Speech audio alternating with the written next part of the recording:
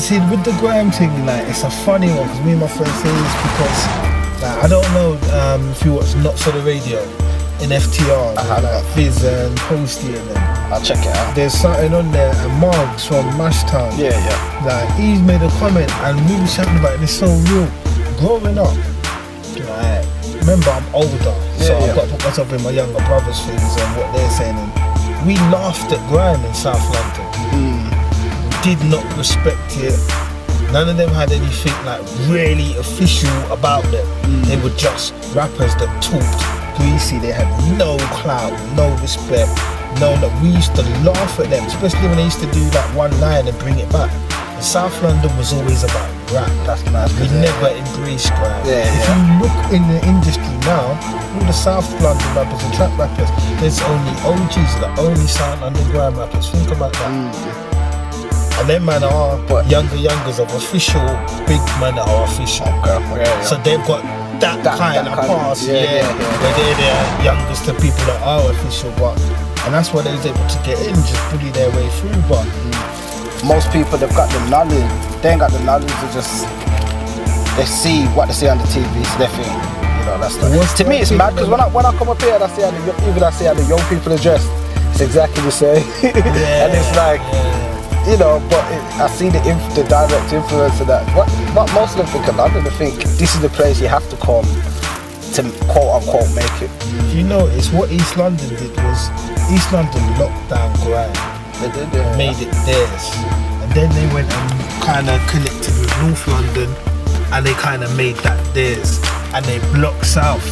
So when people like the PDC and all them were trying to come through, they couldn't really come through because they had to come through East London. Even things like Channel U, that was based in East London. So there weren't really an opportunity for us to do it. So, remember, we're from Black Twang generation.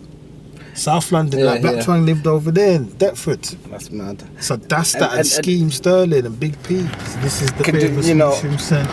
The only centre we had in the whole mile. So you can imagine, everyone, if they're beefing or whatever, everyone's got to come here to do their shopping.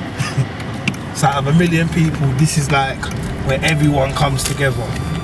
This is why it's interesting, because for a lot of us in Birmingham, we didn't get I'll be honest, like myself, we didn't know of a lot of the UK rappers, like your Black Twangs and stuff. I found out about them till kind of later on, you know what I mean? But so it's interesting to see how just the influence is different and just what we're exposed to. Because they haven't really saw anybody from our sort of side of the UK especially if we're talking the urban thing. Like my generation was difficult. We had the American kind of stuff and all of that we saw, and so the next generation that are growing up here now, they just see like most of them didn't even catch the garage. Most of them catch the grime. So they're into all of that. So to them, London's like, this is the culture. They take that as culture. Whereas we know that, we kind of know culture from how it differs to a scene.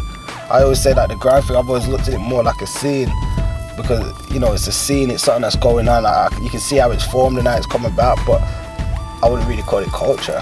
Over there is Deptford, New Cross, he's just over there.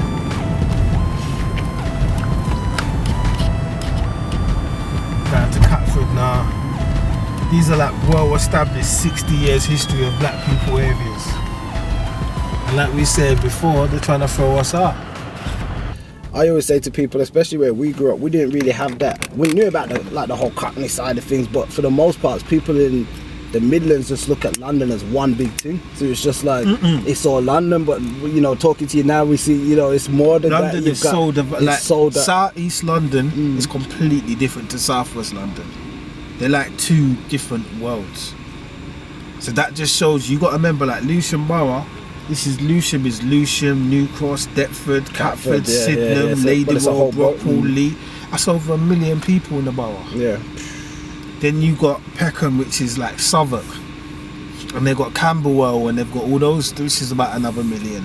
Then you got Lambeth, which is Junction, and Brixton. And we all grew different. Like a South East Londoner, I know a South East Londoner from a South West. But then again, South London, North London have always had that divide. They're different to us. They think different. They talk different. everything's a bit different. Like East London and South London have always been connected because there's the Blackwall Tunnel. It's only 20 minutes to get to the Blackwall Tunnel from Lewisham. So especially when you're talking about the Rasta movement and them stuff there, there was a lot of combination. So a lot of like my friends from East London when I was younger and whatnot, that was because all our parents were Rasta. Because people don't understand, Rasta was the thing that kind of pushed everyone together.